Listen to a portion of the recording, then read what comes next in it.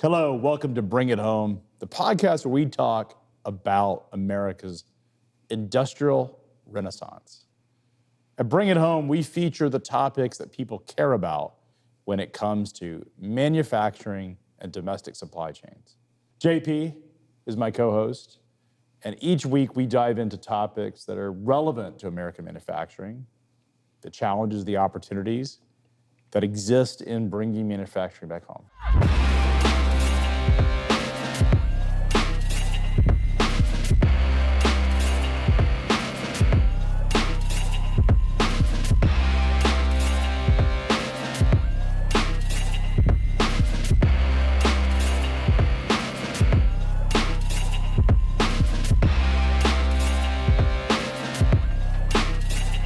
JP, a lot of conversation post-election about tariffs, about Donald Trump's desire to bring manufacturing back to the United States. A lot of problems have also been discussed, or challenges with this. We're going to dive into that. Molson, who is, I think, prolific on X, has a lot of opinions about what it's going to take. But one of the interesting things is he's actually bringing American manufacturing. He's in the toy business. Yes. And he's going to do stuffed animals. Yeah, so this is Mike Molson Hart. You'll know him on X. He sort of sits at the intersection of toys, e-commerce, trans-Pacific supply chains, and he's got a lot of opinion. He's got a lot of opinion. I mean, he inserts a lot of opinion into a lot of topics, like most people on X, I do as well. Yeah. But an area that he is incredibly thoughtful on is the challenges in e-commerce, but specifically American manufacturing. And he was what's interesting about Molson is a year ago, he was very anti any kind of manufacturing in the U.S., and he's flipped. And one thing I love about him is he sort of owns the fact that he changed his opinion. Yeah. We're going to hear from him about why he's changed his opinion, what he's planning on doing. He's got a unique approach, and I'm excited to hear what he has to say. For sure. We've also got some headlines to talk about this episode. So speaking of tariffs in the incoming administration, the Biden administration is also kind of putting media out there and putting comms out there to try to define its legacy, right, as it kind of goes out the door. And they released some economic data saying that what they call the Investing in America agenda, which is sort of their trio of big spending bills, the infrastructure bill, the CHIPS Act, the Inflation Reduction Act. Those three have catalyzed what they say is $1 trillion in private investment since 2021, when that administration came in. Big sort of report from their Council of Economic Advisors came out about this. Pretty interesting. There's some maps that we'll include in this episode that show where all these investments have been made and sort of where, what segments of manufacturing they're in. As you would expect, a lot of it's like clean power, battery type stuff, semiconductors, solar, things of that nature. Yeah, I mean, look, I think the Biden administration's track record on manufacturing investment infrastructure is actually driving results. And you can see this in the amount of dollars that we've seen poured into manufacturing. The big question, and I think this is the difference between sort of Trump's orientation versus Biden's orientation, is Biden is a sort of a top-down, the government is going to lead the process for driving industrialization. Donald Trump's process is quite different, which is we're going to have businesses create an environment where it's favorable for businesses. Things like tariffs, tax cuts, changing the tax code to allow accelerated depreciation, investment in opportunity zones, those types of things. It's a very different approach. They both have both pluses and minuses. The plus, when you get into sort of Biden's sort of top-down process, is you get a lot of money flowing into the economy. The challenge is that government isn't efficient at delivering that money. And it takes forever. There's lots of strings attached. You're picking winners and losers. We've talked about this before, is the CHIPS Act. One of the complaints that the Intel CEO made about the CHIPS Act is that hasn't received the majority or the vast majority of the money that was actually allocated to They Intel. just now finalized what they're going to award Intel. And this came out like a few days ago. And it's 2.5 years after this act passed. And so when you think about how long it's taken, the electric charging stations that was supposed to be there from an infrastructure standpoint, I think there have been 9, billions of dollars were invested in electric charging. Internet for everyone, essentially plugging everyone into high-speed broadband hasn't happened. And it's because government is really, really inefficient at doing these things. Donald Trump's approach is to have it bottoms up. We're seeing people like Molson's business. I mean, imagine, as we'll hear from Molson, it's a toy manufacturer. It's not Mattel. It's not Hasbro. It's a small boy, very specialized into plush toys and brain flakes, which is a sort of a plastic toy thing. Imagine if you get 1,000 Molsons making those decisions. And I think this is where it starts, and this is something that's quite different. Again, I think Biden's administration was, I want these big projects, big splashy projects, EVs. We want to decarbonize the United States, but we want to reignite automotive. I think it has merit because it does that. What you also get is things are slow and bureaucratic. And as we've seen with electric vehicles, is you end up encouraging manufacturers to build things that consumers may not want. Yes. And that is a big challenge with the automotive sector. Whereas Trump's policies are actually different. They take longer, and they're somewhat unpredictable. Part of his strategy and negotiation. But it's kind of about changing the rules of the game instead of just going in one by one and picking companies that you're going to direct lend to. Or industries. And I think one of the challenges is how consistent, because businesses take a while to make. When you're making private investments, you want absolute certainty that the taxes are going to stay a certain way or tariffs are going to stay a certain way. The challenge we have currently is we don't have an understanding long-term of what our tariff policy look like or industrial policy looks like. We have certainty that there's going to be tax reductions, but we don't know exactly what that's going to mean. And so these are different challenges, but I would say all created equal, a bottoms-up approach is more sustainable, and you get a more vibrant economy long-term. And hopefully more responsive to consumers and organic demands. And it creates a more sustainable sort of infrastructure with a lot less waste because the private sector is able to sort of respond to the inputs and not the public sector. And to get into a little bit to a specific example of this, there's another announcement that speaks directly to this, which is that Rivian, the electric vehicle manufacturer, they make SUVs and trucks that people drive, and you've seen them on the highways. They recently received a $6.6 billion loan from the Department of Energy that it's going to allow them to complete this production facility in Georgia that they've been trying to build for a number of years. They had to pause it earlier this year when they ran into a couple tough quarters and weren't seeing the demand that they thought would support those additional production lines. And so it's kind of an interesting story because it's they had a lot of momentum. They kind of overbuilt a little bit, saw soft demand, but now they're getting another fresh round of government credit essentially to sort of double down on this big plant and hope that the demand picks up or that they can sell these cars, right? But it's a specific example of sort of the Biden administration strategy and what they've tried to do with a lot of these industries. I mean, the auto sector has benefited tremendously from Biden's programs. Whether it's electrification, the money that's gone into that, just the incentive structure has benefited the automotive sector more so than anything. The question is, how long-term do they reap those benefits? Because if you've changed your supply chain to be fully electric or orientated towards fully electric, what happens if the consumers are not buying the vehicles? And we've talked a lot about some of the challenges on why consumers may or may not want these vehicles. It's going to be interesting to watch as we sort of move beyond the subsidy phase of reindustrialization to sort of the long-term sustainable phase, how much of this sort of is resilient. Yeah, it will be. And speaking to the sort of recovery in manufacturing and the sustainability of these investments and booms. The manufacturing PMI improved in November over October, so it went up to 48.8, which is technically still in like slight contraction. But the big call out from that survey was that manufacturing sentiment is now the highest it's been in 31 months. So almost the entirety of the last administration.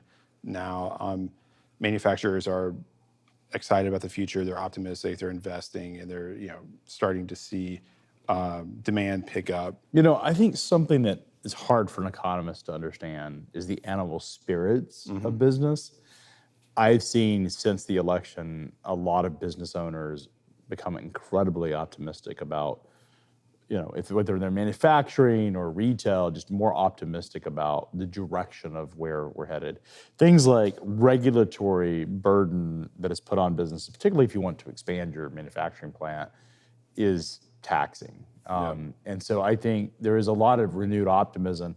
That optimism actually can carry a lot of, because businesses start making investments in the future, they start hiring more employees. Those things actually do pay off and do matter. And so it will be interesting to watch. And that I think will respond faster, has faster inputs than even policy does in terms of short term. The question is, does policy then follow along to really? Right. Hopefully, the policy delivers on people's expectations. Yeah, 100%.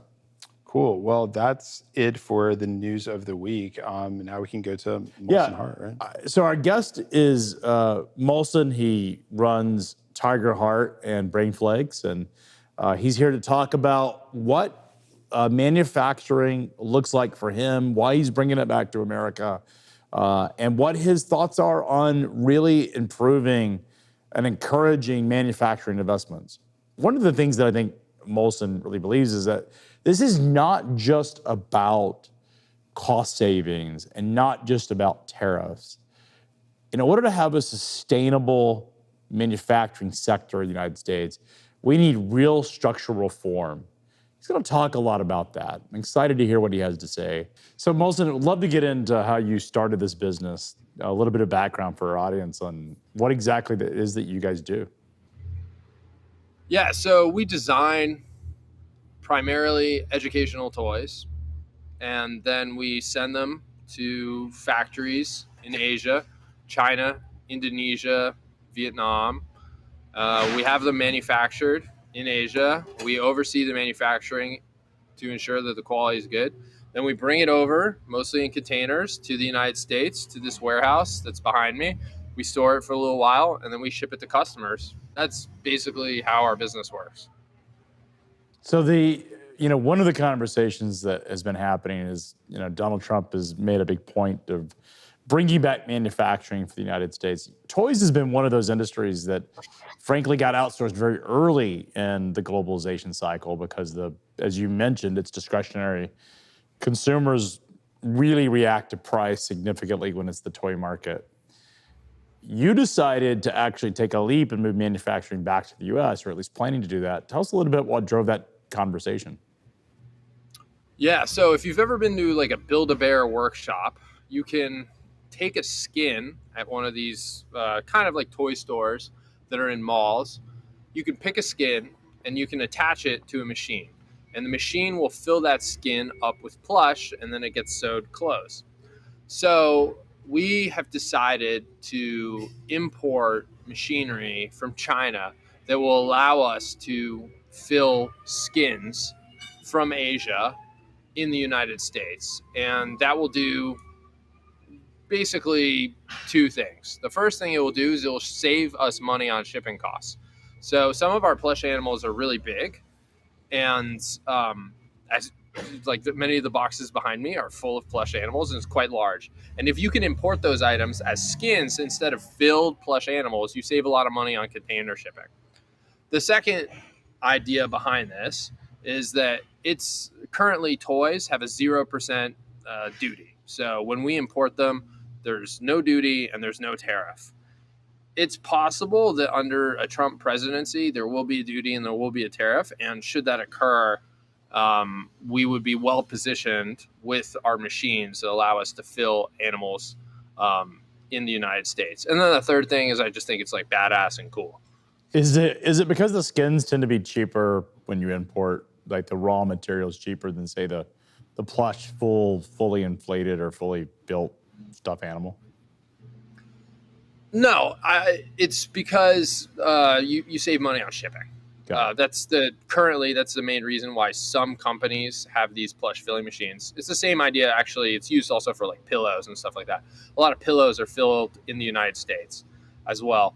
But if Trump puts it all depends on how the administration ends up putting these duties on products. If they put it only on China, that's one situation. If they put it on China and Indonesia, where we also import a lot of plush animals, that's a different situation. And depending on how these tariffs or duties are put on toys, having machines in the United States can be really positive or just like a small, slight positive. How did you get into the toy business? I know that you did brain flakes. What was the sort of impetus for that? So I was working I was a math and economics double major in college. And I'm from a part of the country where everyone does finance. I'm from like the Northeast. And I got a job at a consulting firm actually for minimum wage because I graduated in like 2009 and there were like no jobs, even if you were like a good candidate. I mean, I wasn't a great candidate, but so I had a minimum wage job in Connecticut. And I got fired from that job for being mischievous, but also for telling them like, hey, I figured out how to automate this stuff. Just give me the work that I can automate. Don't give me the work that I can't automate. And so I ended up getting fired. And it was at that moment I was like, man, I was an ambitious kid, but I figured out that I was never going to thrive in a corporate environment. And so I was like, okay, well, I have to be an entrepreneur. And unfortunately, the first idea I had was for a toy. And I asked the richest person I knew, I was like, hey, how do I make toys? He's like, go to China. The Chinese like face to face. So against my mother's protests, I booked a flight to China. And she was like, they're going to cut your organs out of you. And I was like, I don't care. I just got to do this. And so I ended up in like a random part of China, actually on the border with North Korea, just like completely helpless, not speaking Chinese at all, just learning how manufacturing worked. Did you know where you were headed before you got on the plane? Had you done some research to figure out what part of China to go to? Yeah, I had found a factory.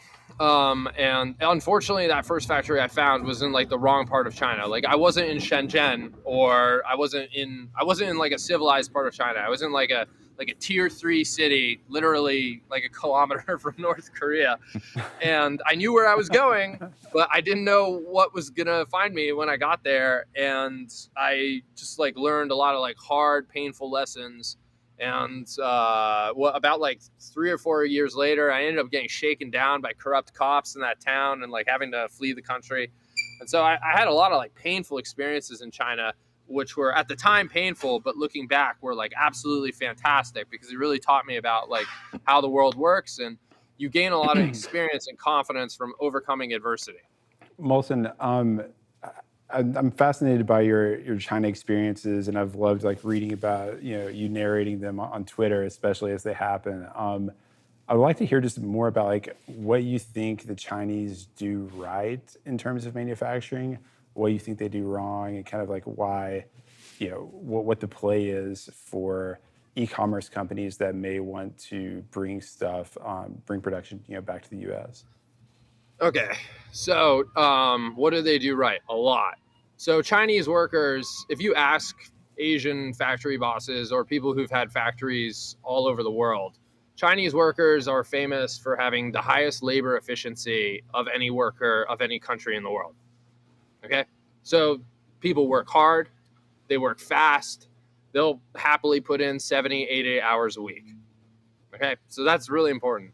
Another thing is that people in China generally have like pretty strong math skills, which are pretty key for manufacturing.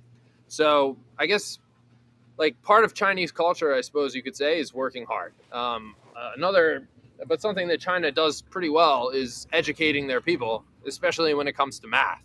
And so people graduate from schools and they work in the factories or they work in the management of the factories, and they have like pretty good skills. And those things are quite helpful. Chinese infrastructure is fantastic. They run their ports better and faster than we do. They have good airports. I think our freight rail might still be better than theirs. They've got really good, they got a good barge system, so they're moving things on the water. I know Craig was talking about that a little bit and how we need to get that going in the United States. Other things they do right, I think that they do their government subsidies in like a pretty intelligent way. Those are some of the things they do well. So, Molson, why would you, other than the tariffs, is there a reason to move manufacturing back to the U.S. or? Well, in terms of the plush filling, we actually stand to save money by importing skins of large plush animals. Instead of importing the large plush animal, we can just fit more products in the container, which costs the same. And so one of our larger items, I should probably grab one or something like that. Like if you have like a giant tiger or something like that, the landed cost goes from, let's say, $25, depending on what the container price is, down to $20 or $18. And that either drops to our bottom line as profit, or it allows us to sell the product for less, which allows us to sell more. And then, that has other benefits. Yeah, as we say in the business, you're hauling air. If you're just, air doesn't pay very well, and that's essentially what you're doing. I think it was a year ago, you actually took a video where you went back to China and sort of had this experience that you, at least as you described it on Twitter or on X, it may have actually been TikTok that you did the original video on, was just how surprised you were and how different things were this trip than prior trips. I'm going to tell you the 7 major ways that China has changed in the past 5 years. I've been coming here on and off for 10 years and maybe a little bit more than that, and I have a lot of stories. I'll weave those stories into how the country has changed pre-COVID versus COVID. You got a lot of attention from it. Actually, at one point, people accused you of being a spy for the CCP. Yeah. What was that like? What was the experience like? What really motivated you to talk about your experience in China? Yeah, so it's interesting. I would say I try to be objective, and I try to be fair. People will probably view that video as pro-China. What was interesting is I posted it on X and I posted it on TikTok. It got shadow banned on TikTok, which we think of as the pro-China platform. It hit like 200,000 views and it was going like crazy. And you could see that people were watching it for a long time and had lots of comments. And then the views just stopped. Whereas on Twitter, it got like 7 or 8 million views. When I was in China, like I was there for maybe like a week to 10 days. And like every day I was like, oh my God, I need to tell people about this. Oh my God, I need to tell people about this. This country has changed so much in 4 or 5 years. This is absolutely insane. I needed it. And so I just started taking notes like, wow, people are like less rude, or like, wow, people don't drive crazy anymore, or like, wow, the air is really good. Like this is such a crazy change. And like, wow, technology is everywhere and it's like automated and efficient. People need to know what's going on. And so I had this just like weird organic like fire in my heart or belly, whatever you want to call it. And I just like had to make a video. And I happened to be in Shanghai and I just like cranked out like something like the 7 ways that China had changed between 2019 and 2024. And at the time, people didn't really know about that stuff because between 2019 and 2024, you had the pandemic and it was so hard to get to China and back and forth. And so I think it was like one of the first videos that came out post-pandemic that was like, yo, this country has changed a lot and people in the world need to be aware of that. And what was the big takeaway? I mean, you had 7 things that had changed. Was there anything that really is sort of different from your personal experience than what you saw or what has been portrayed in the media for folks that have not gone back and visited China? Yeah, so for most people, I think the thing that would, for people who've never been to China, the thing that would surprise you is that China has like a higher robot density in its manufacturing than the United States does by a pretty significant amount, despite having cheaper labor. And other things like there's no crime in China, or there is crime, of course, but it's like significantly less crime than there is. on a per capita basis in the United States. And the infrastructure on balance is probably better than it is in the United States. But for me, what blew my mind most is that like people weren't like rude anymore, and that the air was clean, and like people were like more organized and civilized. That's really what blew my mind, because when you were in like tier 3 city China in like 2011, man, like it was a wild place. And it was like a lot of craziness going on, and it definitely became like a more civilized country. And that was the thing that really blew my mind. And I would say that it was driven by like government, and like they have got some good government policies. But the other thing that I think was driving it that was interesting is that they were doing like a lot of automation, right? So like imagine like a line, right? People in America are like pretty orderly when it comes to a line, and if you cut the line, someone's gonna be like, hey, what the heck, man, like you cut the line, like go back to the line. Like we follow line, we stand in line in America. In China, like that's not how things would work. People would just like bum rush something, and people would just like jump in front of each other, and they'd push and they'd step on each other's feet. But then like China introduced like a lot of automation in their train stations and stuff like that, where they'd like auto scan your face. And some of this stuff sounds dystopian, but like by making it very easy for the government to write you a ticket for breaking like a traffic law, okay, with like cameras and automation, they caused people to drive a lot better. And this kind of had this like weird spillover effect where everyone just became like more civilized and orderly in daily life. And that was the thing that really blew my mind, because it was different from how things used to be. It's sort of the Rudy Giuliani policing of New York. It's like they going after the small petty crimes enables them to get much more order. I remember I visited Pudong, which is a part of Shanghai. It's sort of the high-end part of Shanghai. And I remember getting out of a taxi in 2004 and just being there were, it seemed like dozens of Chinese people just coming, grabbing at you, wanting to sell you something. When it was very chaotic and frankly pretty threatening to an American, to a white guy that's over there. It's interesting that it sounds like a lot like what Molson is talking about is like this like COVID era social engineering kind of surveillance regime where they've been able to impose like new norms on people pretty quickly. Molson, do you think this is a post-COVID thing that is sort of implemented, or is this something that was evolving over as the country was modernizing? And sort of generational elements that were sort of popping out. Do you think it was inevitable that it would end up this way, or was it actually triggered by COVID itself? I don't think it was triggered by COVID. I think that people might think it was triggered by COVID because COVID kind of shut down the country to travel for a couple of years. And so you got to see that improvement or change, whatever you want to call it, in a big jump from 2019 to 2024, or whenever they opened up in 2023. I think that this was just like this was a long-term, incremental, gradual change that we perceived as a single jump because we couldn't visit the country. And I think that COVID probably didn't help it, because, there were people in Shanghai in particular, what drove them to open up the country is that people were like, hey, we're sick of this. We're sick of these like endless lockdowns. Like, you have to free up the country. And so people got pretty ornery in China, and that's what caused the government, it's my understanding. Sorry, I'm in a warehouse and there's a mosquito. That's what caused the government to loosen things up ultimately and just let COVID do its thing. So while you were in e-commerce during COVID and after COVID, what did you learn about international e-commerce supply chains and their fragility or resilience? What did you learn about American infrastructure, Chinese infrastructure in COVID? Yeah, during your experience of like selling online during COVID.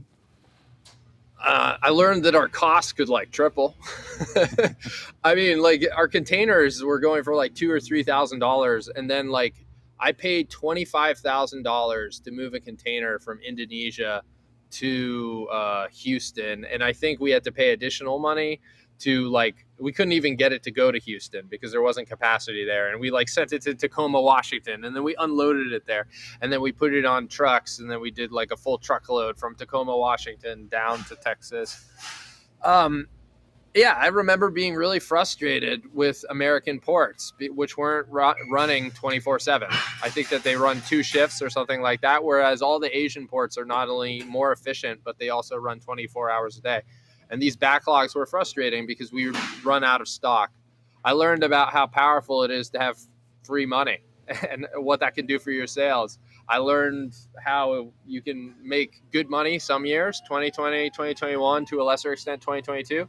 And now in 2024, man, like we're really not doing great, especially relative to the boom years of 2020 and 2021. So it's been very educational. And another thing is like we didn't restock our inventory until it was too late. Like in 2020, kind of like in March and April when schools started to shut down, like our sales went crazy. And I probably should have been like, well, let's start like ordering now instead of assuming that this was temporary.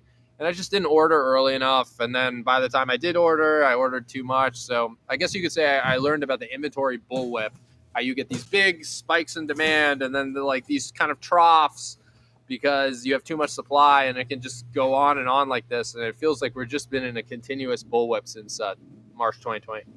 So Molson, what does manufacturing in the U.S. look like? Let's talk, a lot of conversation about bringing manufacturing back. There's been a lot of folks that said, hey, it's not going to happen because of the cost, because of the regulatory environment, lack of infrastructure, lack of automation. You're betting on America. Obviously, you see something other than just cost that's driving this. What does this look like for you? And what do you expect to happen?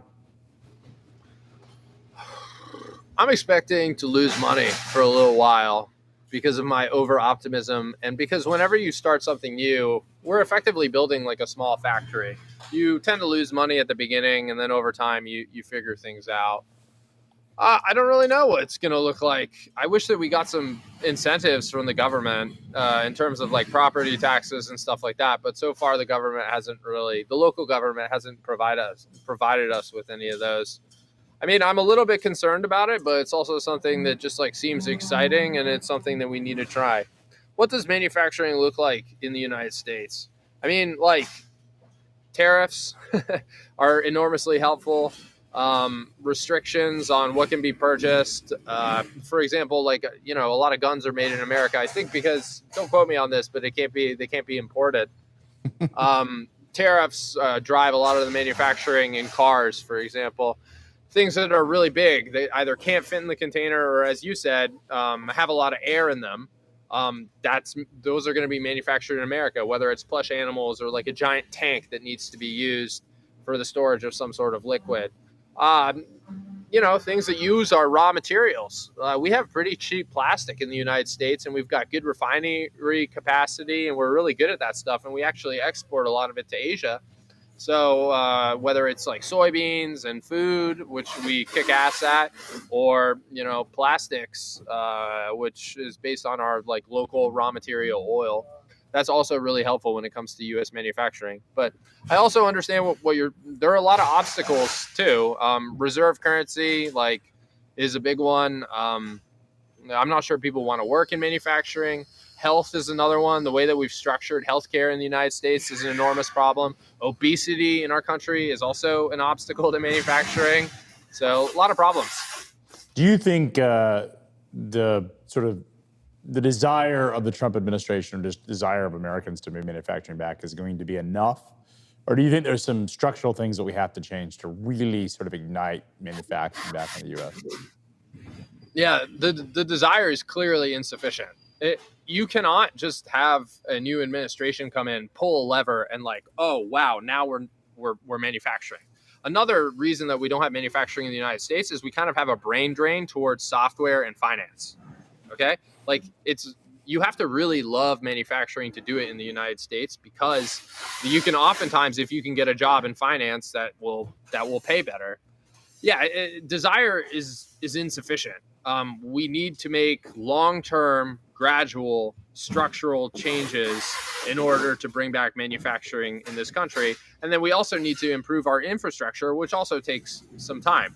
And like the way that Trump did the tariffs in the first year, like that doesn't bring manufacturing back. If you just put tariffs on China, that just moves manufacturing from China to other countries, whether it's Mexico or other countries in Southeast Asia. So it needs to be done in like a thoughtful, considerate, gradual way, and there needs to be certainty. You can't be like, okay, now we're putting a 25% tariff on this country. Oh no, it's all countries. Oh, and now that 25% is now down to 10%. Oh, now we don't have a tariff. Like, you can't just do that, because people need certainty in order to plan. You're not going to build a factory if you think that that tariff is going to disappear next year. And so I think people are being a little bit overly optimistic about how easy it is to just be like transform our entire like nation and our economy. It's a little haphazard. I mean, we've seen, recent conversations and threats about we're putting them on Mexico and Canada to float, to cut off fentanyl trafficking. But it's uncertain about whether that's sustainable or whether Mexico or Canada are going to put concessions to actually resolve it. So, to your point, it doesn't feel like a strategy. It feels like a negotiation tactic versus a long-term sort of plan. I think that's the biggest concern, is like, because businesses need certainty, investors need a capital certainty and return certainty, and it feels like that is not being a part of the conversation. Yeah, I agree with you completely. I mean, my friend sent me a text saying, like, look at what Trump is doing. He's going to destroy the economy. Look at what he just said about Mexican tariffs. And I was like, dude, it's like an opening negotiation position. But to your point, like, these opening negotiation positions aren't so helpful to business owners who are trying to figure out whether or not they should invest in U.S. manufacturing. There needs to be some certainty there. Yeah, for sure. And it's interesting that you're saying that the policy conversation kind of has to get beyond stage one of trade and really think about making, not just, making a country, say China, less attractive, but making the United States more attractive, in itself.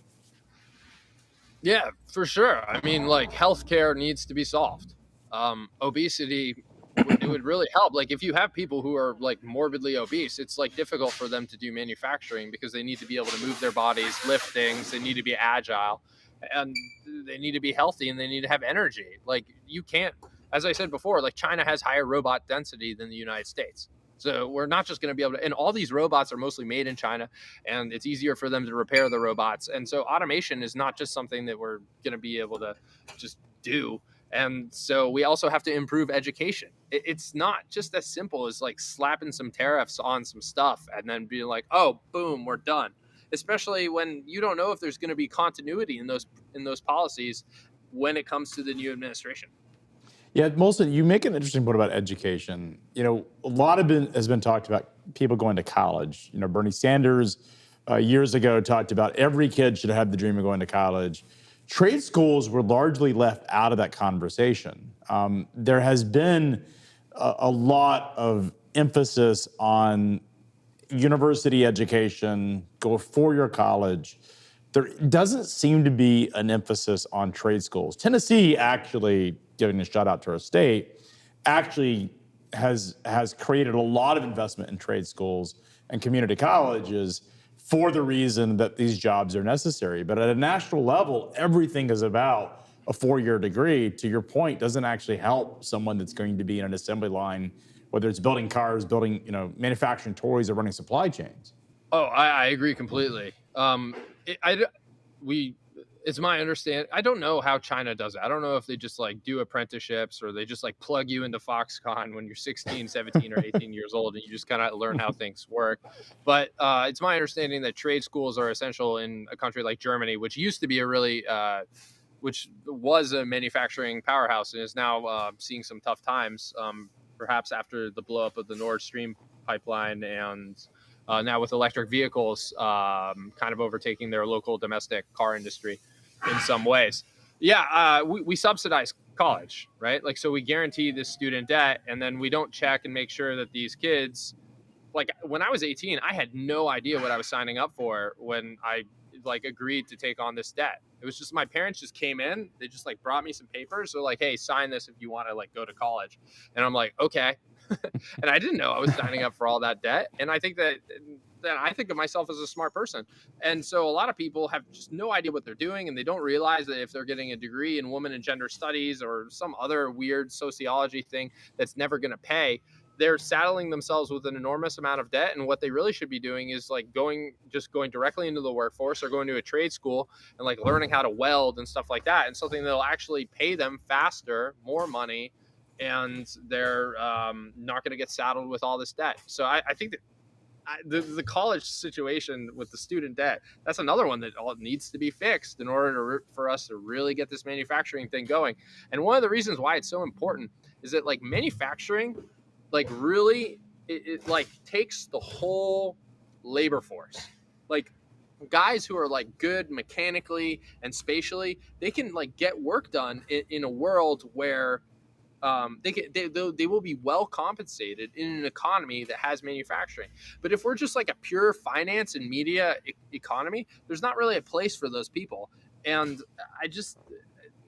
it's important militarily that we have like a strong manufacturing economy, because if you don't have a strong manufacturing economy, you can't supply military, and so you can't defend your country. And so there are all these like really good reasons why we need to bring manufacturing back into the country. And but there are all these problems that we need to solve, and student debt and subsidizing college degrees that don't pay is one of the problems that we need to address. Yeah, it's really blown up the university system. That whole bureaucracy that is academia benefits greatly from the explosion of student debt. And, my son is 18. He's touring colleges and figuring out where he wants to go. And what's interesting visiting colleges, they're trying to sell the student because the money's locked in. He's either going to get it from the parents or he's going to get it from the government or some type of student loan structure. They just have to convince the student it's butts and seats is ultimately what drives their budgets. And that's what they care about far more than actually delivering a return on investment. It's the student life experience that is the driver of revenue for these schools. It's not the results. Right. The money's guaranteed. So regardless of whether or not that, this is not going to happen with your son, but regardless of whether or not someone who gets like a degree in something that doesn't pay, regardless of whether or not they're able to pay their debt, the school gets their money. Yeah. And so there's not necessarily an incentive for them to deliver the education they need. I told him if it were me, I'd go to finance because that's where the money's at. I'm being a bit of a hypocrite here because I'm like, if you're advising your kids, just like, look, there's always opportunity in finance. It's a pretty universally transferable degree, but I'm not actually I'm part of the problem by doing that. But that's the reality. Our economy is built where money and finance is an opportunity for kids. And that's, frankly, as a father, you're thinking about those things. Molson, let's talk a little bit about your workforce. You've got operations in Austin, Texas, which, I tend to think of as getting to be a pretty crowded, expensive city. You're developing this labor force that's in, distribution, logistics, fulfillment, and now manufacturing. How are you finding these people, training them, retaining them? What are you looking for out of a great employee for your operations? So they're great, and I'm not just saying that because they're behind me. They have forklifts. They can easily take you out. We have a full-time team that operates this warehouse with 3 people, and they are great. And so what am I looking for? I'm looking for someone who's stable, who's smart, who wants to learn new skills, and is interested in what we do. We have 2 additional people in here today, and we have temps. And because we actually, before I did this podcast, we unloaded 35,000 pounds of Brain Flakes, which is a building toy that we sell, and we need temps. And so that's another temp behind me, actually. And so basically the way that we structure our business is that we have a full-time team who's always there. And then whenever we have a spike, whether it's Black Friday or unloading a container, we bring in temps. And look, this is what I do. I'm not thinking I'm an expert, but for me personally, I like to have few people who are really great. And so, the test is you ask the people who are behind me whether or not I'm doing this, right? Because I could just be BSing. But I pay more than the companies around me. We're paying more than Tesla. We're paying significantly more than the Amazon fulfillment center, down the road. But we're getting higher quality people who do better jobs, who are more committed, and there's less turnover. And then we just plug things in when we need it with the temps who are just roaming around aimlessly. behind me. Also, do you think that we're going to see more toy manufacturers move production back to the U.S.? Or is this something that's unique to your business because of the types of products that you're offering? This is unique to my business, and it's unique to me because I'm a little bit insane and I'm like a glutton for punishment. The toy industry is actually basically it's contracting. It's getting smaller, and there are two reasons for that. So basically, in the short term, we have a major problem in terms of consumer discretionary demand. Okay, that's down, and so you're going to see a lot of toy businesses struggle. And so that's the first thing. The second thing is that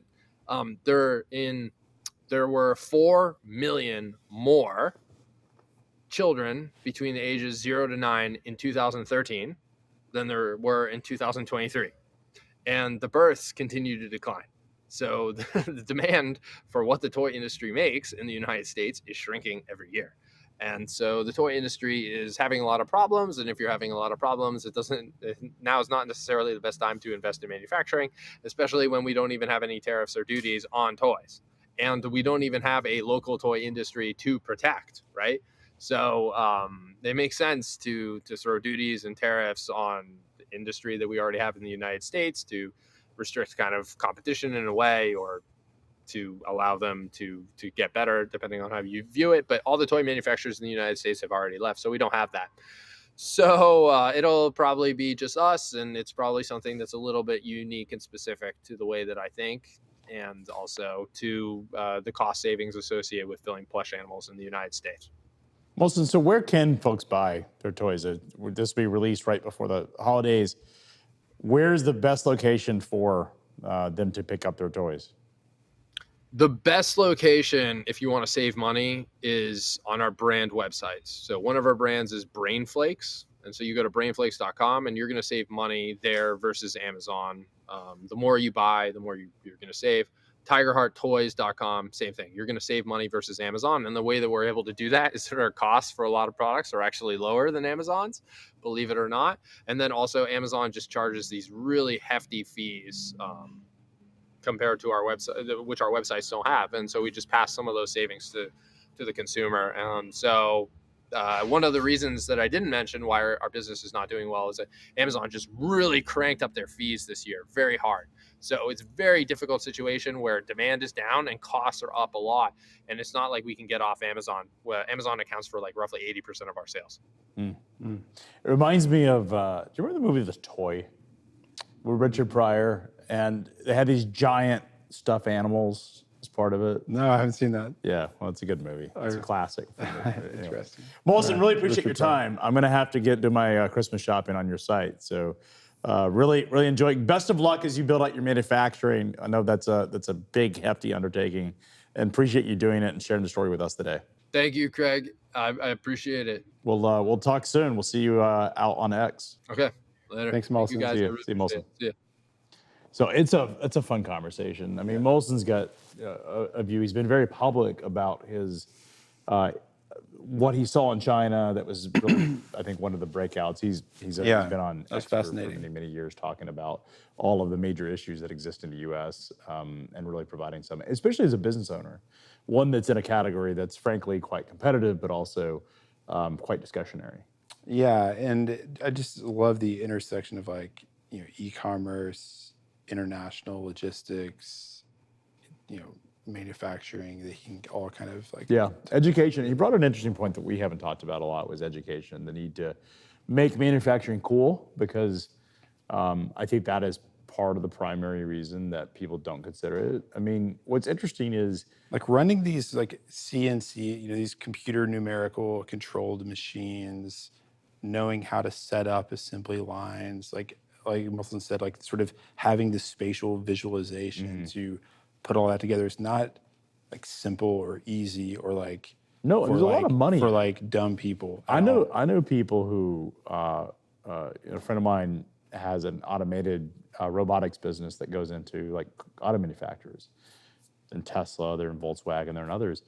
That business is very lucrative for them. I mean, there's some of their techs are making $150,000, $200,000 a year managing these robotic automation machines and coming in and doing maintenance, preventive maintenance, or actually repairing them when they break down. They make a lot of money. And it's because they are very specialized on a select skill set that is pretty unique. And I think that's an area. But I think the education thing is something we should probably talk about more, is just how important education and changing the perception of manufacturing and supply chain as coursework for kids. And look, not going to a 4-year degree school, going to a trade school is actually a really right Or just option at least to- not making it the sort of universal aspiration.